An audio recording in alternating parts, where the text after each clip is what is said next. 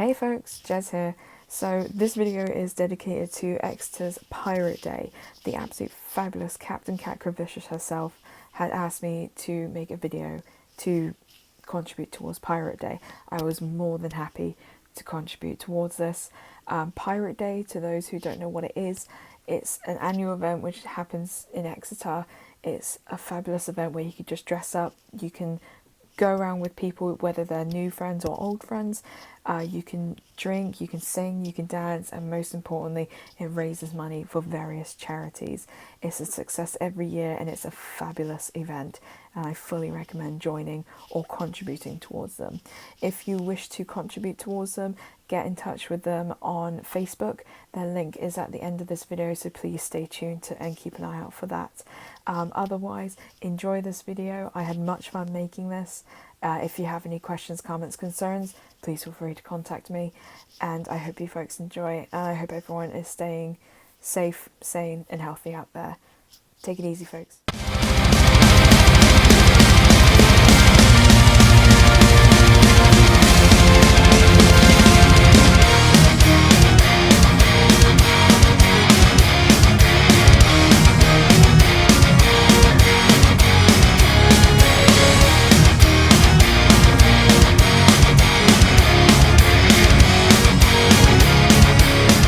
We're going to grab our liquid latex, a bunch of shredded up tissue, and start applying this to my face. This is a layer by layer process, so I tend to do a layer of liquid latex, then tissue, and then liquid latex on top again. Whilst applying this, please make sure that the center of the wound is not fully packed down, but is lifted up so it gives the wound a little more depth. I tend to add 5 to 6 layers of different width of tissue just to kind of add more depth, and also makes the wound look risen. Wait for that to dry! I also added liquid latex in the center of the wound and started tearing it out with my nail just to give it more texture. I then grabbed a cheap cosmetic sponge and started tearing out little holes in it to give it that patchy, broken up look when applying the makeup. I then went in with black Snazaroo body paint and started applying it to my eyes, smudging it out with my fingers. Please make sure you don't poke your eye out whilst doing this process. Once the liquid latex was dry, I grabbed Snazaroo body paint in red and started covering the whole wound and started smudging the edges out with my fingers just to blend it in a little more. Make sure you cover every single patch of white while doing this process.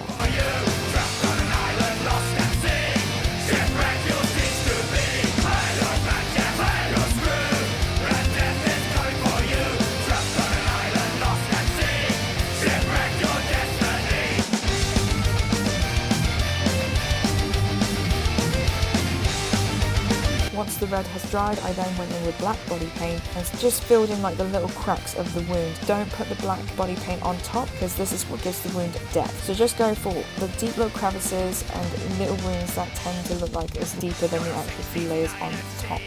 Whilst doing this, I also blended out the black a little with my fingers. If you really are struggling to blend colours with your fingers, I tend to apply the black body paint and then apply red body paint on top just to kind of mix in a little bit. Using that colour, I then dried it on the outside edges just to make the wound look more risen and give it a look more depth and look like it's a little more swollen.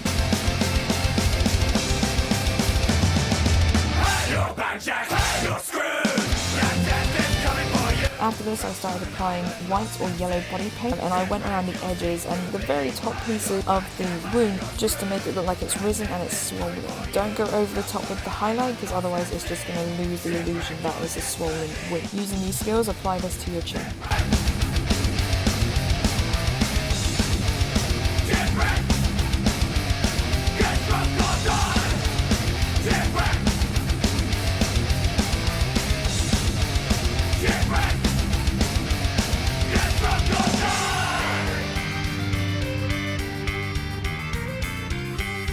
Once you've got the black and the red and the highlights all done and dusted, it should look something like a D. Bruising time.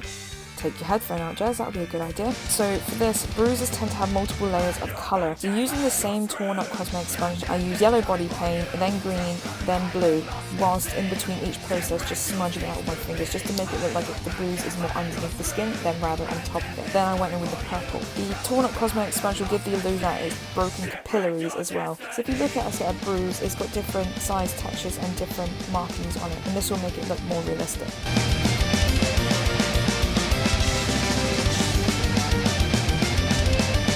Moving on to the octopus prints, I then grabbed Snazzy red body paint and just started drawing little circles around my bruise. Not only did this over the bruising, but I did a little extended out as well, so it looked like it reached a little bit more of my face. I then lightly dabbed with my finger just to make it look more like it's underneath the skin.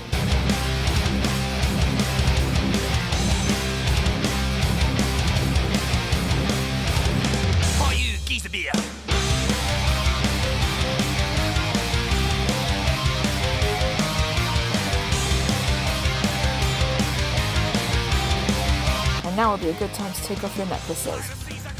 Now onto the harpoon. This again is a patience game of layers of liquid latex and tissue. Please make sure that if you are applying an object to your body that it's fake, it's not sharp, and also it's very light as well. The lighter the prop, the better it will stick.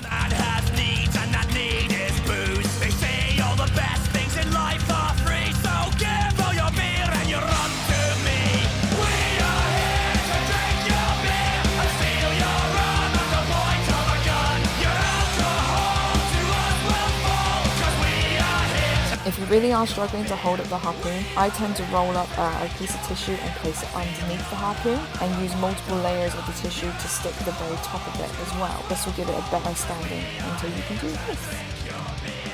Moving on to blood! Grabbing some bloody scab, I then started to apply this all to my wounds. I applied this to the depth of the wound and also the outside the edges, just to make it look like the blood is still oozing out a little bit. Put on as much or as little blood as you want. I like a lot, so that's a personal preference.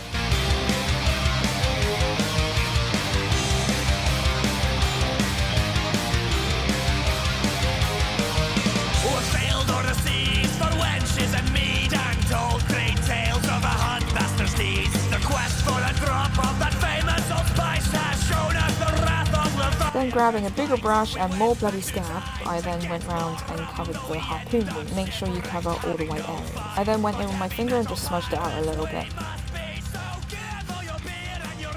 And for the hair, I grabbed VO5 modelling wax and just applied it and ran through my fingers through it until you got a wet look. And then once all that's combined, you should have something like this.